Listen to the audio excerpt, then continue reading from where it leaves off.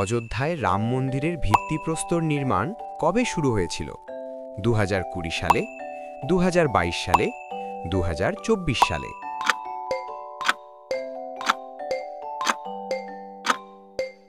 সঠিক উত্তর হল 2020 সালে। সুপ্রিম কোর্টের রায় ঘোষণার পর 2020 সালের 5ই আগস্ট প্রধানমন্ত্রী মাননীয় নরেন্দ্র মোদী ভূমিপূজার মাধ্যমে অযোধ্যায় রাম মন্দিরের ভিত্তিপ্রস্তর নির্মাণের শুভ সূচনা করেন।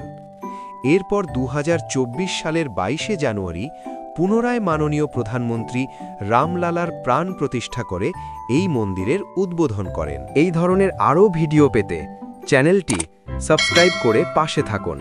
ধন্যবাদ। অযোধ্যায় রাম মন্দিরের ভিত্তিপ্রস্তর নির্মাণ কবে শুরু হয়েছিল? 2020 সালে, 2022 সালে, 2024 সালে?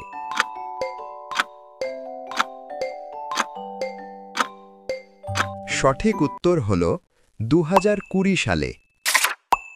সুপ্রিম কোর্টের রায় ঘোষণার পর 2020 সালের 5ই আগস্ট প্রধানমন্ত্রী মাননীয় নরেন্দ্র মোদী ভূমিপূজার মাধ্যমে অযোধ্যায় রাম মন্দিরের ভিত্তিপ্রস্তর নির্মাণের শুভ সূচনা করেন।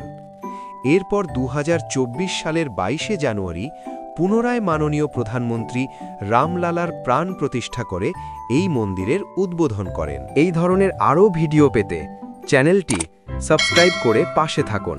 ধন্যবাদ।